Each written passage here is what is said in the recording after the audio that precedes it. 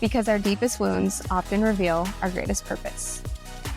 All right, welcome to the Court of Connection. Today feels really special to me because it's someone I didn't meet in passing. I got to witness her. We met inside of a small group at a thing called Bridge and Extreme, which has been absolutely life-changing. And that space invited honesty, reflection, and really looking at myself. And what stood out to me the most about her is her depth, the way that she holds containment, the way that she speaks, the way that she holds truth and compassion at the same time. And she's got some pretty badass dance moves. So I'm so excited to have you here, Linda. Well, thank you so much. I love it. Thank you so much for those words. And I feel you in that and just very much appreciate you. And I'm so happy to be here. Thank you for the invitation. Absolutely. Yeah, I'm stoked to have you on the show. You have such a similar energy to me, and I immediately gravitated towards you, and I was like, I want to be around her. I love her. Yeah, totally. Yes, I felt that. Yeah, you just that depth, but also just fun energy, dynamic. That's one of the words that comes to mind when I think of you, Danielle. Just dynamic, many layers, and just really beautiful to have been a witness, of your bridge and your extreme, and just kind of be able to. It's just always so amazing to watch other people experience it because I got to experience it back in April of last year, and having the honor of being a guardian is just it's hard to find words to even describe it. So yeah, you're incredible. Thank you so Yeah, much. of Well, course. can you tell us a little bit about, before we jump in, can you tell us a little bit about what your life, how your life has changed since going through Bridge and Extreme? Oh God, yeah. um, I think that the biggest, I'll use kind of just words that come to mind first, and then fill in the blanks a little bit. Conscious, more embodied, presence, love, and um, a deep, deep appreciation for this thing called life. Mm, Yeah, I didn't. So I went into Bridge and because I had seen a podcast with Preston and Alexi, their first Sacred Thomas podcast, and um, I had been following them for years, like since almost it was kind of when they first came on the scene, and just I always resonated with what they're saying, and just kind of followed them, but never really didn't do kind of just any programs, or just kind of just followed them. Just I was like, I enjoy these humans. There's something I want to know these humans. I want to keep in knowing them. And then just the podcast came out, and it had been a little bit since I kind of like saw them on Instagram, or caught kind of caught them in the passing of the interwebs. Um and I just remember that podcast, they were talking about relationship, and they were talking about relationship as they are a couple and married, but also like the evolving relationships that they have had with them within themselves, right? And what I picked up on, not only of what the words they were saying, but the embodiment of living it now. So it's like it was so felt of how they are not only talking the talk, but they walked through the fire. And I was like, oh, okay, I want to know, I want to learn from them. And they mentioned Bridge in it. So I kind of went into Bridge thinking it's going to be this more like relationship thing. And so I mean, I didn't really know, what I knew, what I knew was they spoke a lot about nervous system, right? They spoke a lot about within podcast about, they both had to come to terms with their patterns, their identities, right? They had to come to a really real mirror and look themselves as individuals in that mirror and be like, okay, what's my part, right? Mhm. And the unraveling of that, and then as a couple, right? So I knew that, but I really didn't. I mean, they just said it, and I was like, I will learn from these people, so I'm going to sign up. And then, like 30 minutes into bridge, I was like, oh, okay, this is what this is about. And I was like, all right, let's do it. But I also knew within 30 minutes, I was like, oh no, I'm in the right place. Definitely not what I thought I was going to be doing, but I'm in the right space. Mm. Because I think it was I don't know if it was 30 minutes or an hour, but all I knew is in that time period, it was the drop in was like, we're all we're all we're all kind of in the same space, so to speak, meaning like none of us are immune to this thing called life, and we're all feeling it. And what I really appreciated about Bridge and Extreme is that both men and women are there. Mm. And that was really important to me because, I'm very much in the space of seeking partnership, like of calling in a partner, right? And I know that a gap for me was really understanding men more, like really kind of getting a feel for what it is that they experience in this thing, right, called life. And um what Bridge and Extreme did was just provide me a window into that, and to really look to understand that we're so much similar. We're just much more similar than is we are led to believe on social Mm. media and other kind of outlets. So yeah, that yeah, it's hard to put into words what actually happens in those rooms, and it is really much something that you have to experience Mhm. to get. Um, but it's like life shifted completely.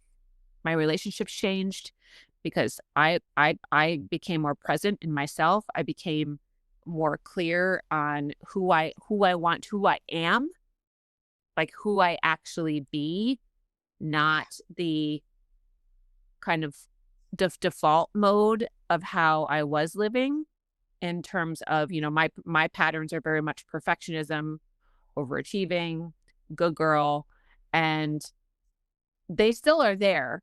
Like they're not, so I always say I'm a recovering perfectionist, Mm. to Mm. um but because now I have so many more tools and the understanding that I get to choose. Like I didn't, you for so long you're in that subconscious just go go go default pattern.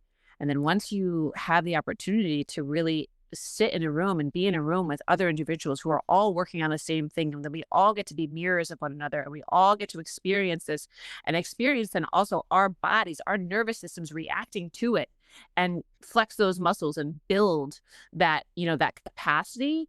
I mean, yeah, you don't have a choice. Life is going to change, and Mm. you can come along with it right Yeah. after something like Extreme, where you could try to go back. But I personally think it's impossible to go back to the way that I was after Mm.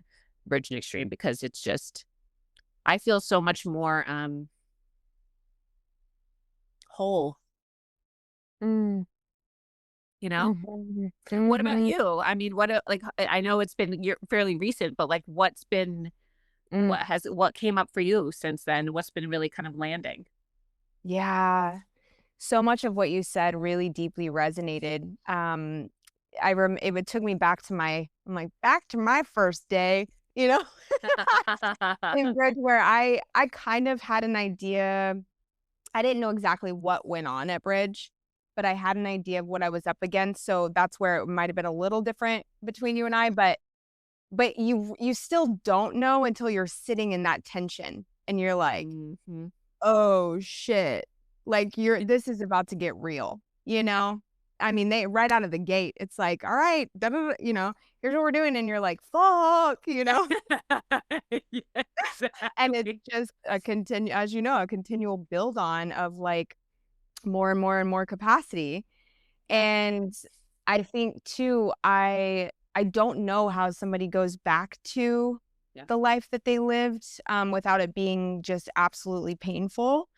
Because I've been confronted, before we started, I chatted a little bit, but I've been confronted multiple times with real life things and have been given, we always have a choice, right? And the choice is, are you going to revert or are you going to step into something different? Mm. And I actually did an episode last night, by myself about this, where it's like, I felt like I had no choice but to step out, and Yeah. stretch the capacity and do something different. Um, and I don't know if that's just like my soul drive or like just who I am. I just don't think you end up in a place like Bridge and Extreme without a deep desire to be your best version, Mhm. Yeah. And so it has given me a bigger voice. It has given me the ability to my huge thing is also the good girl. That's probably my number one. And I'd say perfectionism and how people view me, right? Mhm. And I have gotten a little messy. I've been like, oh, it's okay, you know? Yeah. And honestly, there's been a part of me that's like, fuck around and fight, like, get messy. Like, you know what I mean? Like, I have that desire in me now more than I ever have where I'm like, yeah, view me fucked up. Like, yeah, let me get a little like, I wanna play in the dirt more. Um, Yeah. and so I'm really excited to see, like, how that continues to unfold, but so far, it's not life or death. When you think Yeah. it's life or death, you think, your nervous system really does believe, like, "Oh god, if I do that, I will die," you know? Yes. Yes. And so I think that's the best thing about what Bridge gave me is that it was the edge stretch every time that you think you're gonna die, It's like, "Oh shit, that was the boogeyman in the closet." Like, you're so much more capable than you think. And so, yeah, so conversations, I've had a lot more, honest conversations. I have allowed myself to be more messy. I've really been able to, take more control over my system so that I have more access to choice, Yeah. Yeah.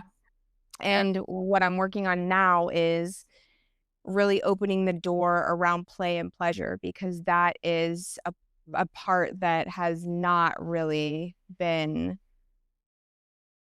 played with. Yeah. So, Yeah. Yeah. I feel that. Yep. yeah. And I consider myself, so it's really, I similarly also still very much stretching into play and pleasure, right? I definitely was someone, the other thing that really came out of my experience with Bridge was just really understanding how much time and imbalance I was in my masculine, right? So much more of that hyper masculine energy, right? Um, the to-do list, the get it done, the just like the containment, just, having it all together all the time, productivity, doing the damn thing, until, and even before walking into Bridge, I thought I had done, a Mm, pretty good amount of work. same. And that was one of the biggest pieces of feedback that I got from one of the coaches in the room. And, they said it, and then it was pretty direct, but also, with a lot of love. And Mhm. I was like, okay, yeah, I'm completely, not completely, but dance has always been my saving grace in that way. I think dance has always, as long as I've done it, which is now, God, over like almost 20 years at this point, it's been that thing that's allowed me to continually have that connection to my feminine, um, that kind of flow and that kind of just creativity that comes out, that kind of wild feminine energy. Yes.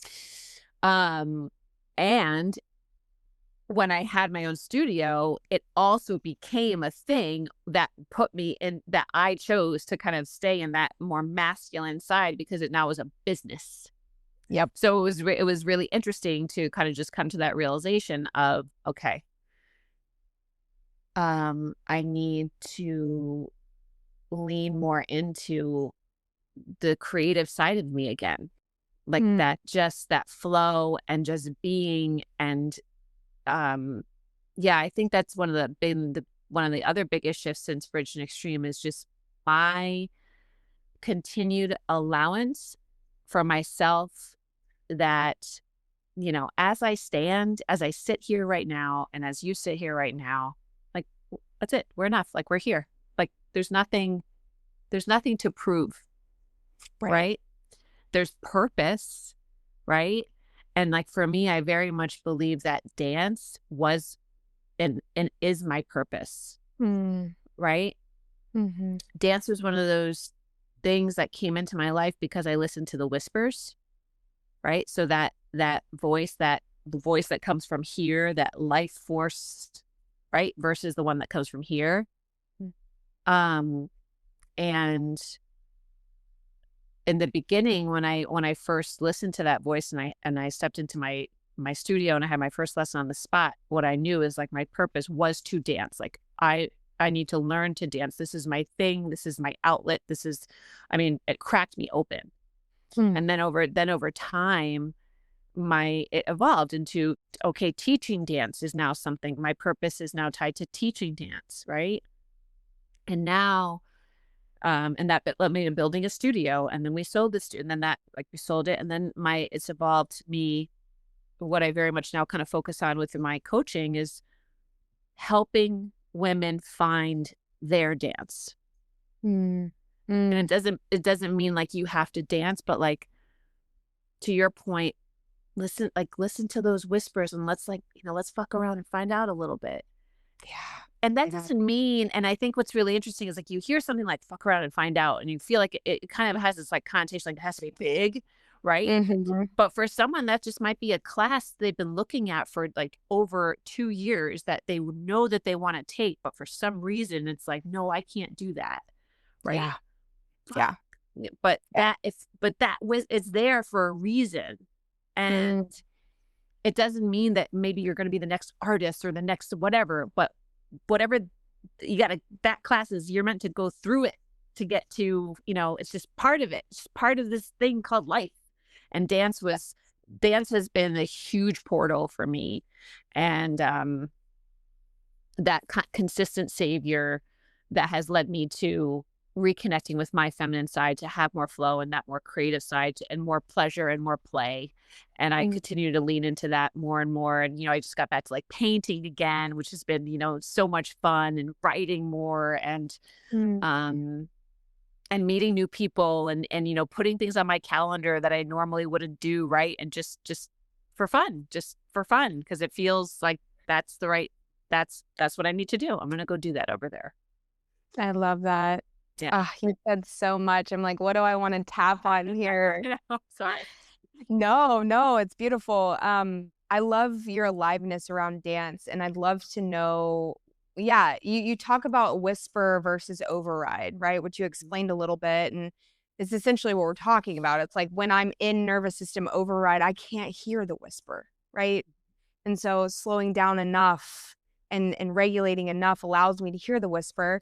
And it's so funny. I posted something so similar today on Instagram and did a little reel. But my question is, when did you find dance in life? Like, and what was your journey like with that? Because I love dance, but I have a lot of insecurity around like full out. I've done a lot of I've been in drag productions. I've done hip hop. I've been on that's stage. amazing. Yeah, I've been on stage and done things like that, but there is something there for me, but I tell myself that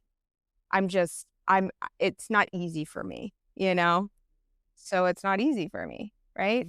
So anyways, right. That was a loaded question, but tell me about your experience with dance. What led to That's so interesting. Before I share mine, I just can I respond to, can I just what? Please. So my experience of you dancing is just like, it's for you. Like, it's just you light up. You're like, it's just, you're oozing light. Yeah. So I'll just say that. And I enjoyed sharing moments of dance with you when we were together. Um, so I've always loved to dance. When I was little, I played sports. We didn't have the money for me to dance, but I always loved, like I grew up in, I'm an 80s baby. So I grew up in, MTV era, music videos, the grind, TRL, all of it. Right. So that was my jam. I used to sneak watching it because my parents were like, you shouldn't watch that. I'm like, what? I was obsessed with music videos. I loved the Same. choreography. I was obsessed. I was obsessed. Um, so I always and I used to watch those PBS specials of ballroom dancing with my mom all the time, and I was just enamored by the entire thing. I was just the women and the gowns and all the different personalities and and the way the men would lead them. I was like, this is amazing. And so never danced when I was a kid. Oh, danced like by myself, like, for fun, but not, any sort of lessons. And then in my mid-20s, I was living in Norwalk, Connecticut. I would always drive by this Fred Astaire dance studio. And every time I would drive by that studio, there was this voice that was like, you should go in there. Go in. And I didn't listen to it.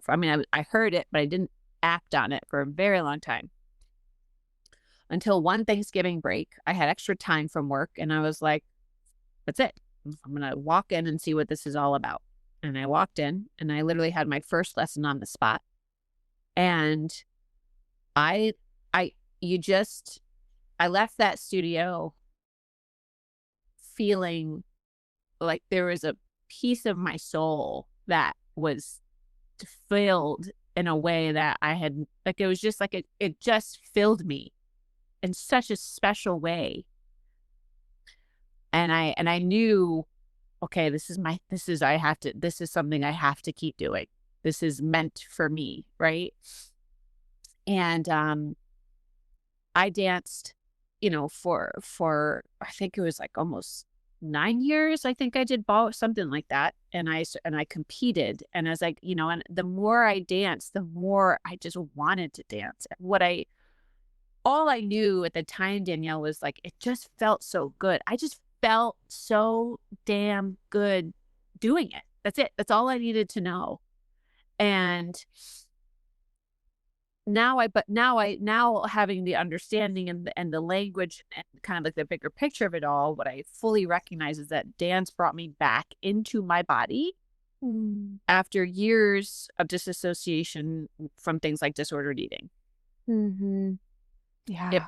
It brought me back into like feeling and connecting to all of these sides of me. Right? This fierce tango goddess, this soft waltz queen, like, this fun and, cha-cha, all of it. It just provided me a safe space to be all of it. It was welcome. Right? Yeah. And because we all have it, especially us. I mean, we all have, especially women, like we're so fucking amazing. That we're just so amazing. Yes. So, yeah.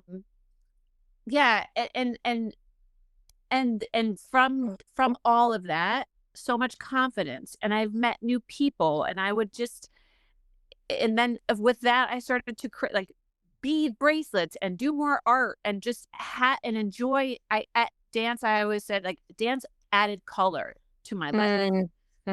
That's Life in Color was born. My brand Life in Color was born from dance. It started just as an umbrella that I would, run movement class, dance or fitness classes under. And then it has evolved from there as I have evolved. But like dance turned what felt some days as a very black and white world to like full crayon box. So beautiful. Wow, what a beautiful, the whisper really does take us to, it leads us to the doors that open up life, that open up creativity, that open up our soul. It's the door to our soul. Exactly. Door to the our whisper soul. is your soul. Yes. And that's God, or whatever word you want to use. God. Yep. Oh my gosh. So you mentioned history of an eating disorder. I have a history of that too, and you also talk a lot of your work is around hormonal health. So tell me about your experience and how those two kind of weave together. Yeah. So I mean,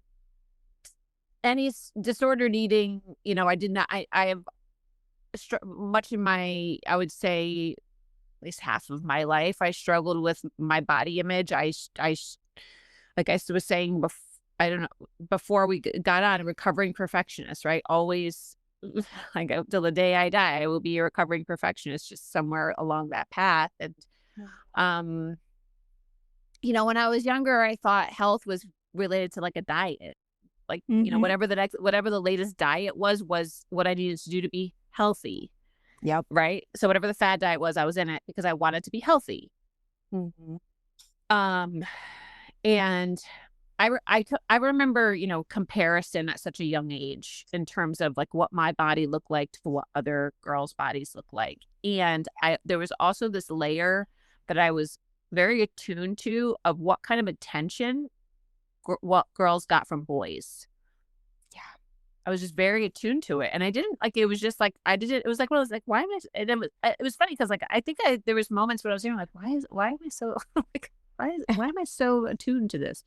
I didn't use the word attuned, but I was, but, um, it was something that I was very consciously aware of, that I paid attention to, and what was different about me versus them, and what kind of attention, and what kind of girls boys paid attention to.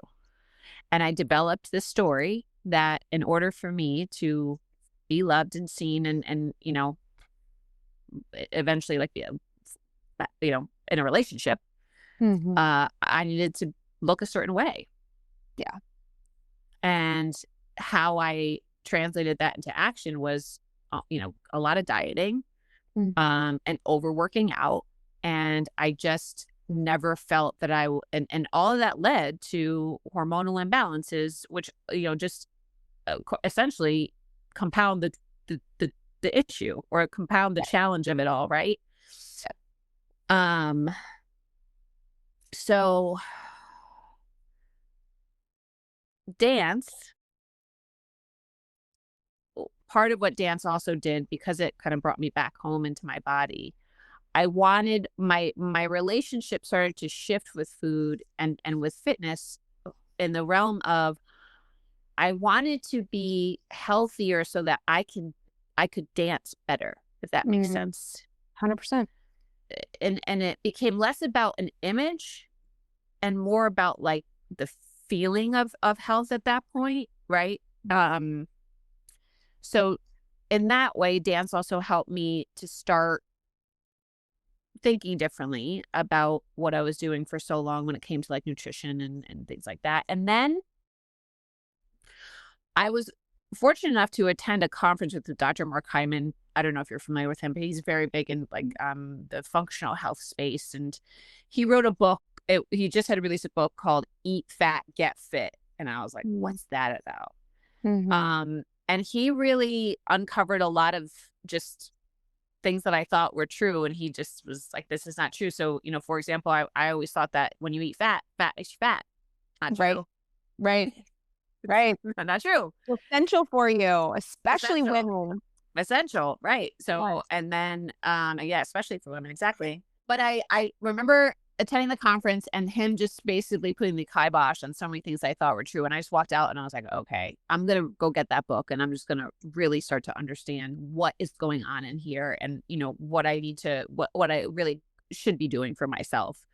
And from that point on, I just wanted to learn more. He said he really spoke a lot to like, the fat free revolution, how basically fat was just, we took out the fat and put the sugar back in. And that just like catapulted not only, myself, but just the rest of this country into just a ton of health related issues.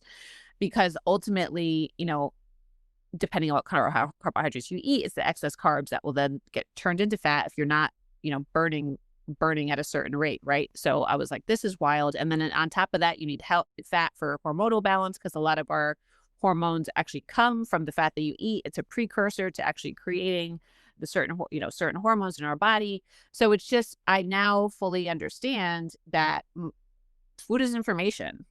Mm-hmm. Mm-hmm. Yes, it is culture, and yes, all those things, but at the root, it's like, if I want to be the best me, I need to be putting in the best information possible.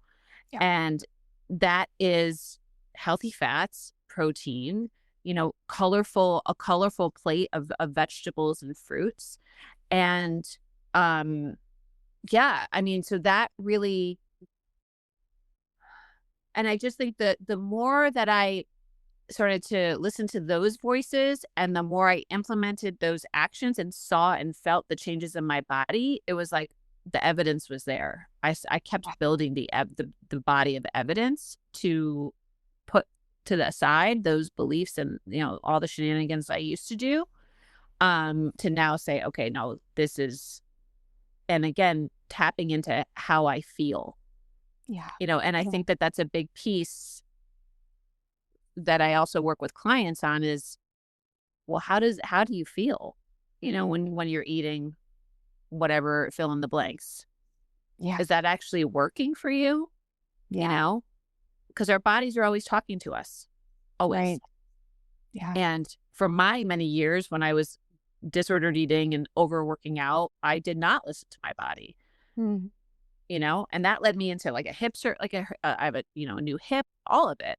Mm-hmm. So it's like, it'll keep talking until it's like, okay, Yep. we're gonna put you down. They're forced you to do something about it. Yeah. Yes, exactly. Yeah. Exactly. I had such a similar experience in the realm of diet. The problem is that there's so much fucking information that they confuse the shit out of you, Sure. right? And I felt so confused. And it was like every single, oh, this is the new thing. Oh shit, I've been doing it wrong. And then I'd adopt all Exactly. these new beliefs, and then this is bad. And before you knew it, before I knew it, I was in this place where I had so much fear around Fear. food. Yeah, for sure. Yeah. Mhm.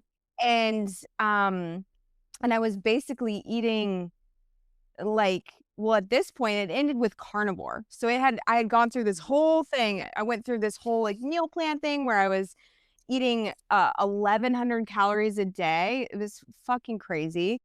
And I'm feeling like shit. I'm tired. I'm, just gassed all the time. Then it switches to carnivore because I see some shit on carnivore, and then I'm doing that whole deal, and before you know it, like, I am deathly afraid of fucking food whenever food used to be something that I enjoyed, you know? Yeah, totally. And so I hit a bottom around that and was really forced to, like, look at everything and get what information is true and real, like what actually makes your body work, and what have I been fed that's not true. And I had to get a nutritionist and work Yeah. with a therapist who specialized in eating disorders, and it was like a whole fucking thing. But I remember I went on the intuitive eating journey, and it was Yeah. terrifying. It was terrifying because they were basically asking me to challenge everything that I thought I knew. Yeah, for sure.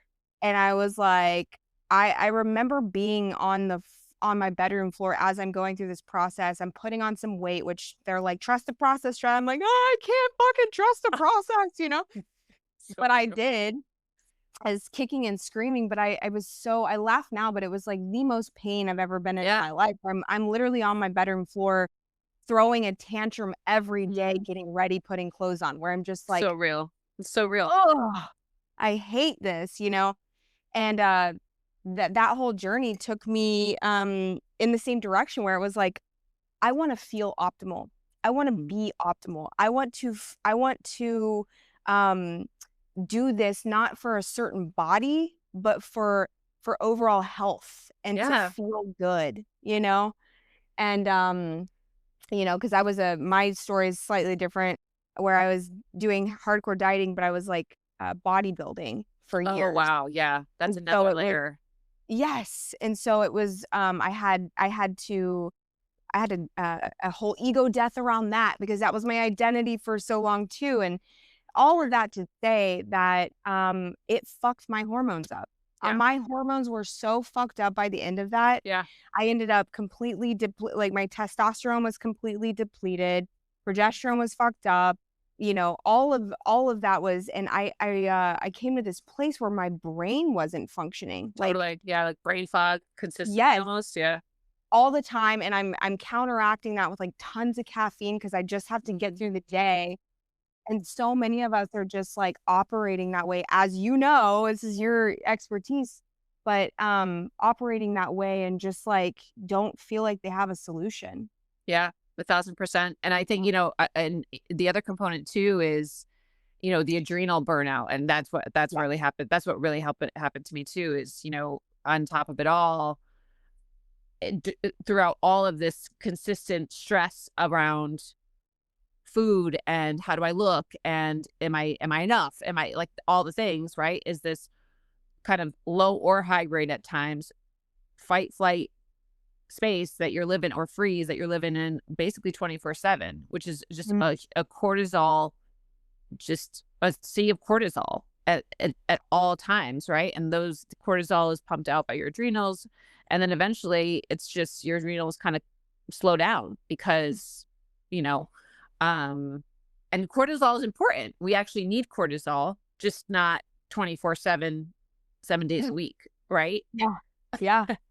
Yes. So, yeah, that was and similar to you for different reasons to get there, but of getting there. But yeah, I mean, I remember there was a time during COVID where I just this was when I was still owning the studio and just going, and teaching however many, like 15 to 20 classes a week, choreographing all the things, and I just remember waking up for what felt like 2 months, and I just cried. Mm.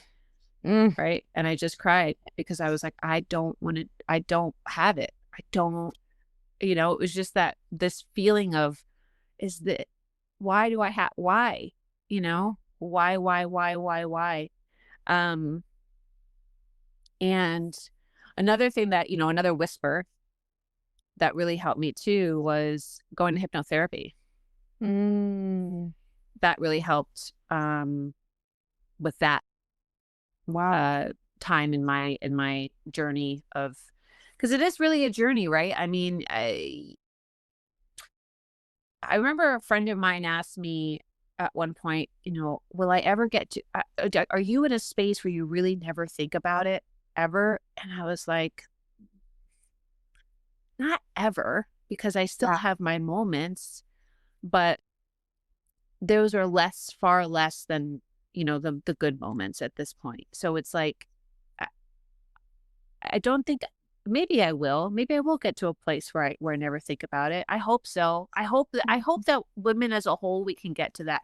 I really, that is a hope. That is definitely a dream of mine, where as a collective we have kind of overshadowed all of the negative and the images that are just forced upon us day in and day out, that they're just like overrun by a brilliant cornucopia of all different sizes and all different flavors and all the things, all different women and all that goodness. But sorry, I went off on a little tangent there. But No, um, I get it because I have a lot of, talking about?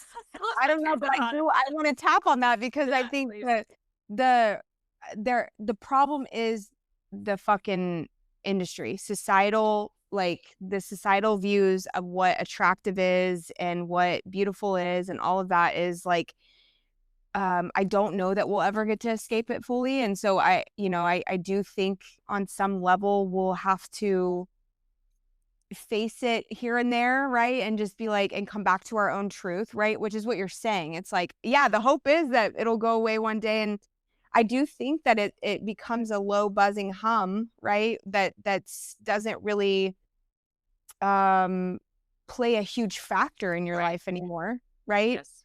But it's certainly, I know for me, I get this summer rolls around and I'm like, I'm like, there's a part of me that's like, okay, that I have to work through sometimes Yeah. where And I'm like, yeah. wearing less clothes, it's an old behavior and thought of mine that Yeah. I hated that back then, you know? Yeah. And I think, and I don't know if you agree with this, I think the other difference too is the thoughts come up, but I cycle through them that much faster because now I have the tools. Yes. Yes. 100%. So many more tools, and that's, kind of a big factor of it as well. Yeah. Yeah, I completely forgot that what I was talking about before, so I can't go back. I can't go back Well, and finish that thought. I think what we can do is kind of tie in, like you've spoken a little bit about it, but what all does your coaching Yeah, encompass? yeah. Uh, so I consider it holistic health coaching for women, and I work a lot with women kind of in this midlife stage, right? So with this 40 to 45 and, a little bit older, younger, depending on, where you're at. And it really does revolve around, like I was saying before, helping women find their dance. And what that means, though, that looks different for everybody, right? So at the core, though, we start with the foundation. So what does your plate look like? What are your routines? Are they supporting you, right? What's your movement? So what's like those foundational level kind of health? And the reason we start there, even it's your nutrition and your movement are not all your health, but they are a big foundation that you stand on that supports everything else. So it really is that kind of like bottom layer. So that's where I start. And then depending on, we look at your wheel of life, what's feeling really good and what's feeling not so good, right? So, and where there's feeling, not so good, if we're like on a scale, under, let's just say 5 or 5 or under, okay, where do you want to start? Pick one. Mhm. And let's just start to dive in on, okay, and what's your most ideal vision of what this would look like, right? So if it's your career, that's really, what is it that you want to be doing? And you close your eyes, you imagine yourself doing what it is like you feel like you're meant to do, or, maybe it's at your job and it's just like, maybe it's some people need to quit or whatever it is, you're imagining your ideal. And then it's okay, what has to change in order to get there? Yeah. And then once you open up that conversation, well, now you're opening up to the stories, the patterns, the routines, the rituals. Are you listening to who are you listening to? Who's Mm. who's what stories are coming up? Whose story is it? Are you the narrator? Is someone else narrating? Mm. Mhm. And from there, we just kind of keep going. And kind of we set goals, of course, but it's so much more fluid than that, right? It's really about, I want to help my clients feel that they've come back home, Mm. right? Beautiful. That they've come back, they found themselves, and you do that through setting the foundation and then finding your dance, so to Mhm. speak. Yeah.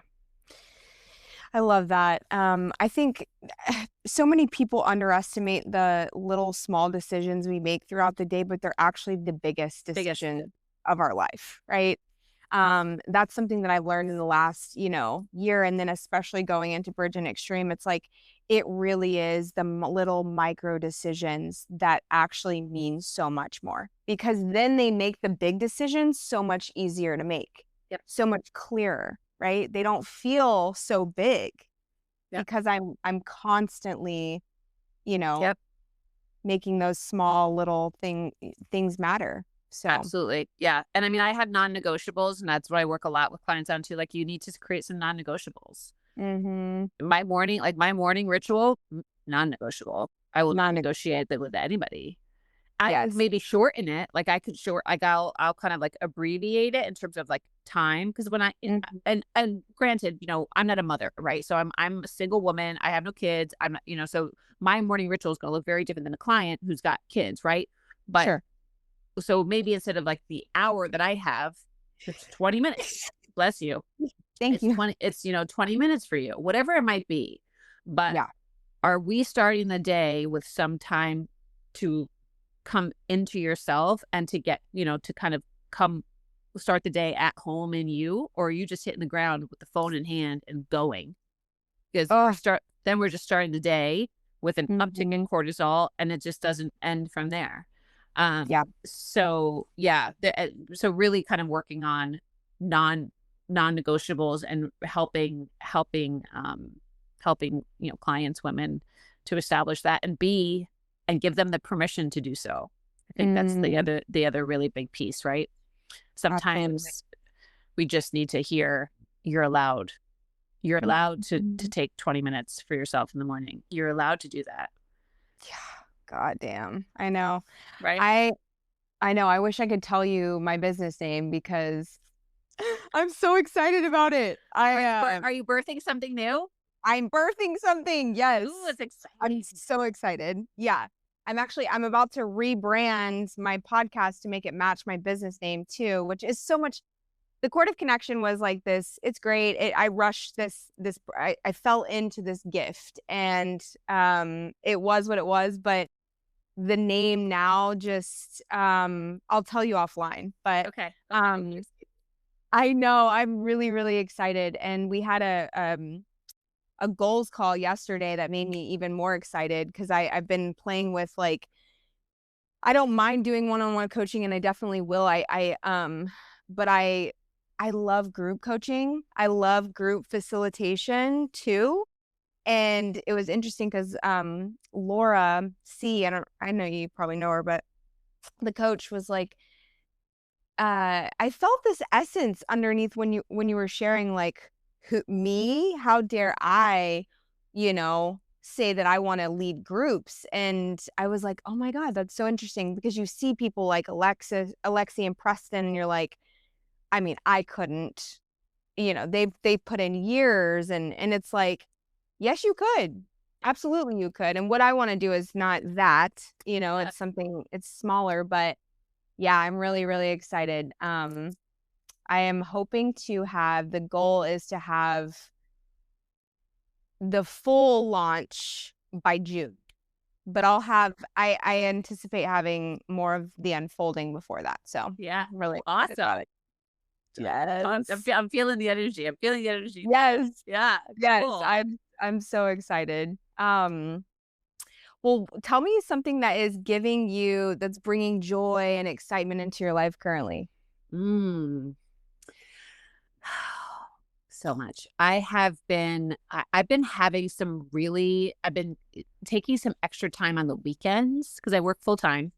Mhm. Um, and I have been really dropping into such beautiful meditations, which have led to just really incredible writing and creative brainstorms and just like real juiciness of where I'm taking life in color, and then not only like presently, but also 2 5 years down the road, which is getting me all sorts of like juiced up and excited. Yes. Um, and I'm what's also just really alive right now is spring. Like Yeah. this time of year is the new year for me, and Yes. I felt that shift like a couple weeks ago in the sense of, okay, baby, it's time. It's time. It's time. Yeah, I just it's, I don't know how else to explain it other than I'm feeling very much in a space of, yeah, I'm fucking ready. If that Yes. makes sense. Like I'm ready. 100%. Like I'm feeling really ready for this kind of next a level up. Mhm. And I'm really pumped about it, and I'm not, I know that it's gonna be hard and all those things, and it's also gonna be beautiful, and it's gonna be messy, and I'm allowing it to be messy, and it's gonna be so, so colorful. Like, Oh, I'm very yeah. I mean, life, it is hard, but man, when you really if you can pause and just really, for just one moment, just think about what a miracle. Like, it's a miracle. Like, you are a miracle. I'm a miracle. yeah, yeah, The odds of being here are so small. I know.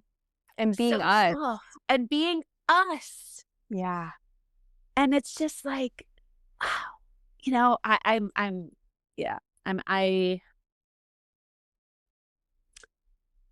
think just being alive right now is turning me on in ways that I've never really kind of felt before. And it's exciting. It's exciting. And it's also a lot. Like, I also will say, I don't know if you relate to this, but it's a lot. Like, it's big. It's Like, a lot. it's big, and it but I also am so grateful now that I can hold that. And Mm-hmm. Bridge and Extreme really helped with that too, right? It's like, I Yes. think I'm I don't know if you relate to this, but I believe that we are less afraid of failure and more afraid of actually like what we are capable of. Like, Oh, like 100. right? Like the magnitude of what we are actually capable of humans, I think scares us much more than, well, I'll speak for myself. I'll fail. I mean, I fail every day. And I'm like, okay, whatever. Like, no big deal. But success, or, you know, what I deem to be success, Mm-hmm. that's Yeah. where like you start to really, okay, well, I Yep. can have that. Right. Mhm. So once you start to get like really in tune with like your desires and your wants, it's like, ooh, now we're bubbling up. Yes. And yeah, but I love it. Mm. Oh, It's all turning me on right now. I know. I feel your aliveness and I'm just like feeding off of it. And I feel so similarly. And I just want to say this for anybody listening. Like, if you are afraid to name your desire, there's a problem. We have a problem. Like, I spent a lot of my life so afraid to name the big desires of my heart, you know, and felt like, who am I? And who are you not? You know, Mm. we are extensions of source, of God. Like, we did not come down here to play small. And so if you're playing small, like, my invitation is, don't let the rest of your life go by playing a small role in this big, beautiful, juicy life that has like infinite possibility, you know? Ah, 1,000%. 1,000%. yeah, And you're not alone in feeling that way. you're not alone. Spent most of my life that way, you Yeah. know? Yep. And Yep. back to the permission word, it's like, we need permission. So there's your permission. You're welcome. You're welcome. You got permission from little old me. Yeah. Not little old you. No, big old me. Big old radiant, Big energy magnificent me. Danielle. Right. I That's love it. fucking right. I love it. So, Linda, where can everybody find you? If people Yeah. want to work with you or just want to follow you? Yep. So I'm about to relaunch my website. So I'm going to give you that, lifeincolor.online. And then you can follow me on Instagram at Linda_lifeincolor. And I would love to connect.